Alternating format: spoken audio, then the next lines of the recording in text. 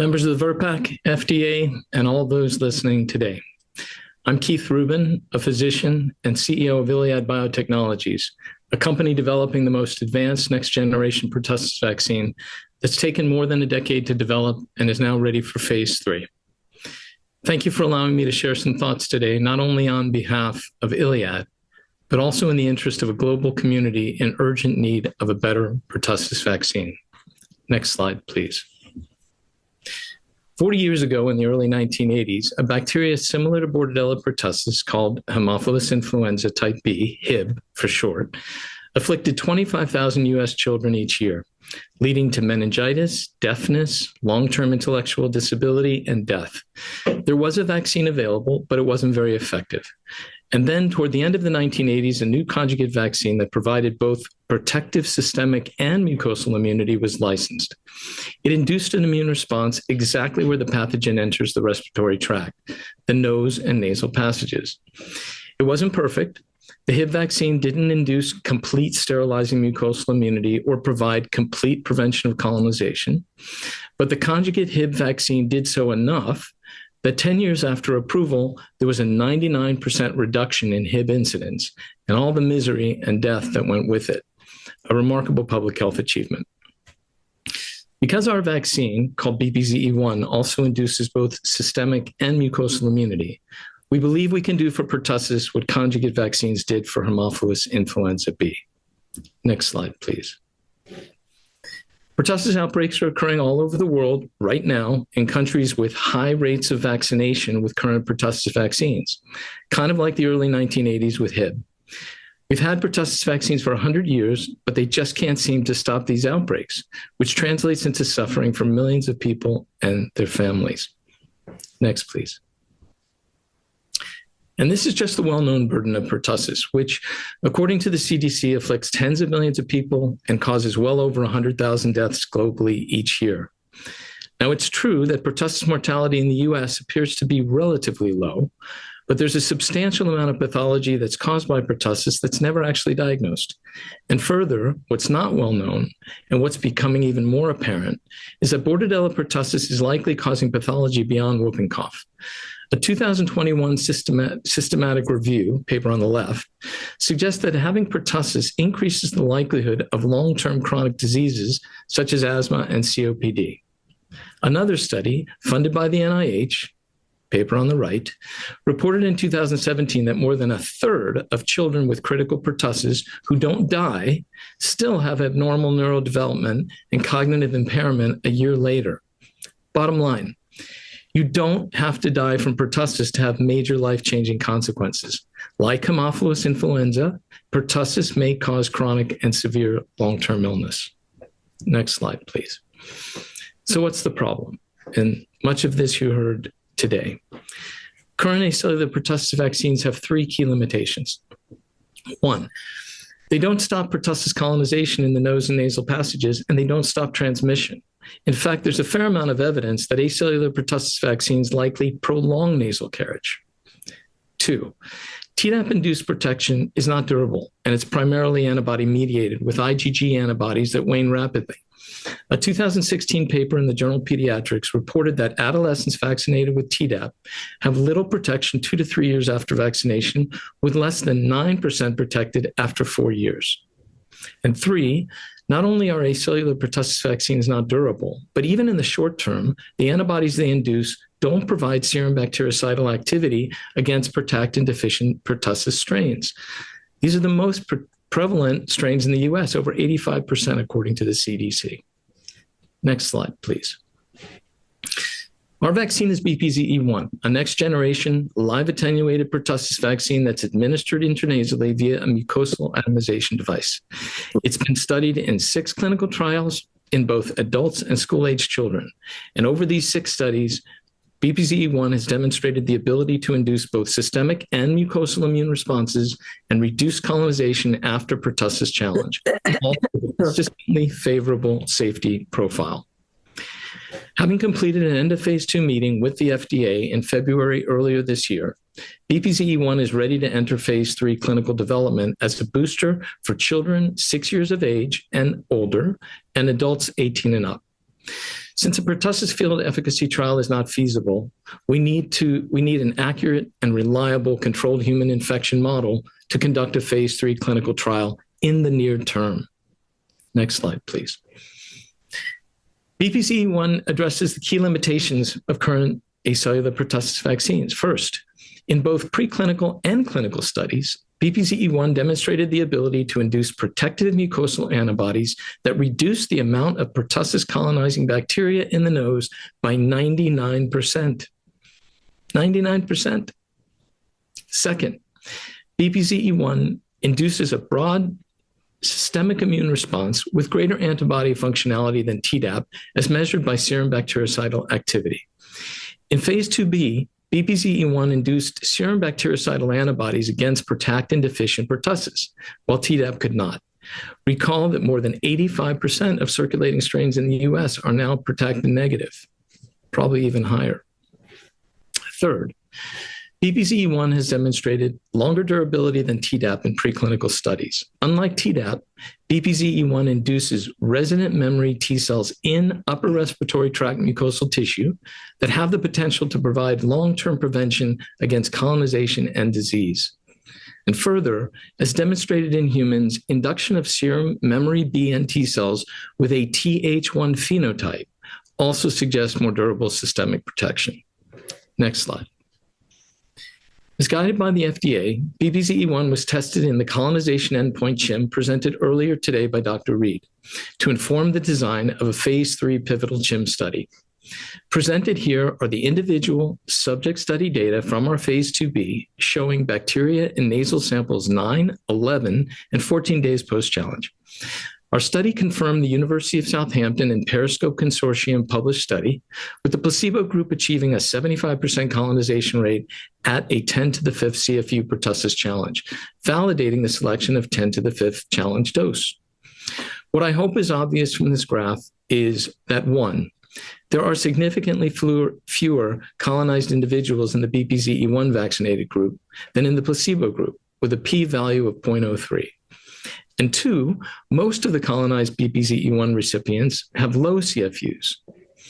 The vaccine is working as intended in the vast majority of subjects.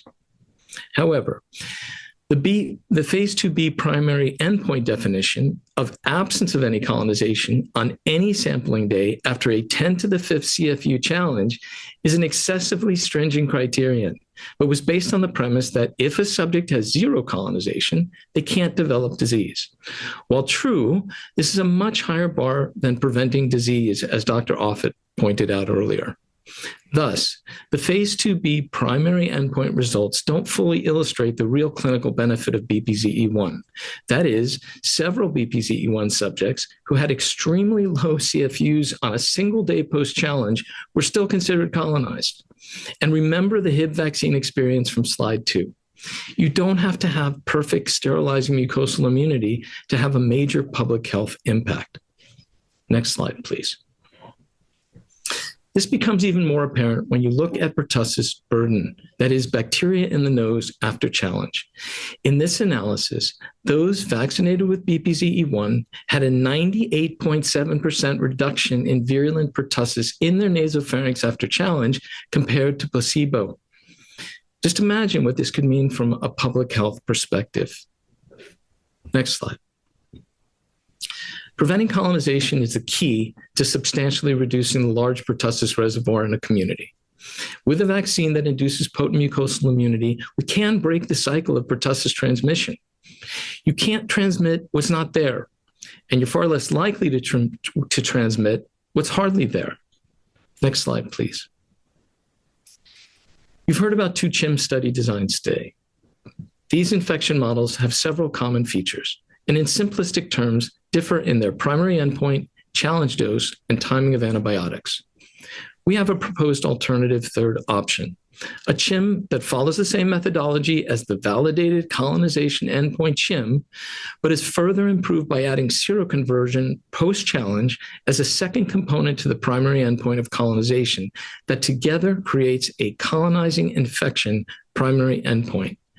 Colonizing infection is thus defined as both positive nasal culture and seroconversion after challenge. Next, please.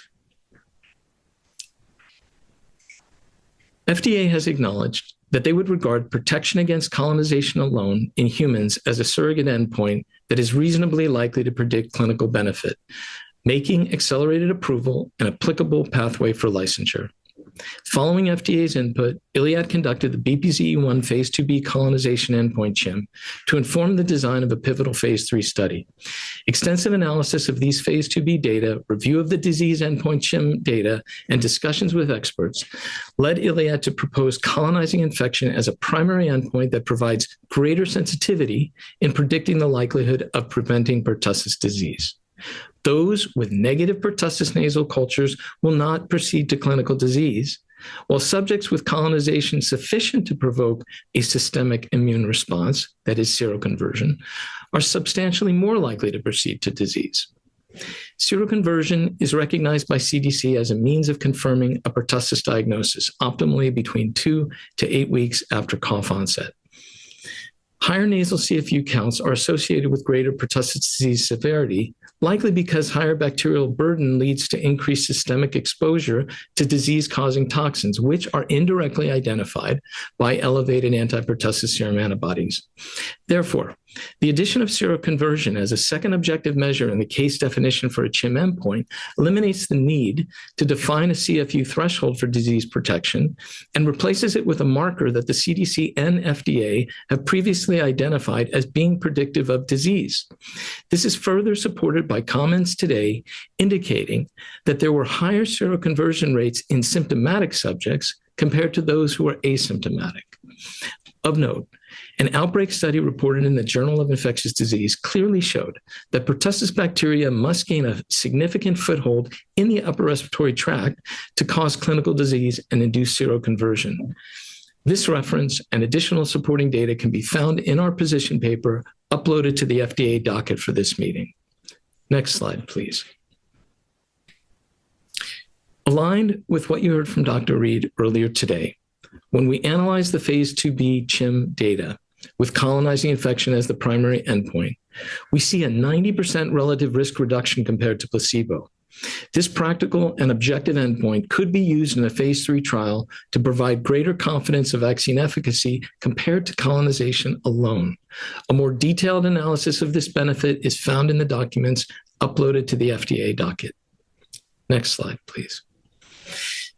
To evaluate the primary endpoint of colonizing infection, we are proposing a phase 3 adult CHIM study in which subjects will be randomized 1-to-1 to placebo and BPZE1, and then one cohort of subjects challenged between months 2 to 4 after study vaccination, and a second cohort between months 9 to 13 for durability. During challenge, subjects will be quarantined for up to 19 days after being administered 10 to the 5th CFUs of virulent pertussis strain B1917. Subjects will have nasal washes for culture 15 and 17 days after challenge, and will then be treated with antibiotics for 3 days. In addition, Iliad has previously provided a study protocol synopsis to FDA for a non-human primate disease-based study to demonstrate prevention of cough to supplement the CHIM and provide further confidence in BPZE1's efficacy. Next slide. There is limited time today to discuss the key questions we have about the disease-based CHIM and its phase 3 readiness, especially with respect to mucosal vaccines, but some of our questions are listed on this slide. After careful review, we're convinced that a time-consuming additional development project will be required to answer these questions with uncertainty around ultimate validation. For example, further development is needed to determine how to differentiate certain nonspecific symptoms characterized as so-called early pertussis catarrhal symptoms from symptoms that actually arise from effective immune responses that lead to bacterial clearance. Such mischaracterization could lead to a bias against vaccines that induce protective mucosal immunity, the very vaccines we need. In short, if the current disease model were to be selected as the only option for licensure enabling phase 3 clinical trials, this will substantially delay public access to BPZE1, and more importantly, BPZE1 may never have the opportunity to contribute to public health. Next slide, please. Committee members and FDA. In closing, I'd like to thank you for the opportunity to speak today. As you deliberate your recommendations, I hope you'll consider some of the points made during this presentation. Having spent the better part of 2 decades focused on this specific public health problem, I think we have an opportunity to do something extraordinary in pertussis prevention.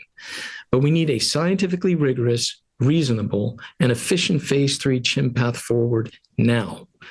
BPCE1 licensure in 2027 is achievable for our families, for the American people, and for the entire global community. Let's get it done. Thank you.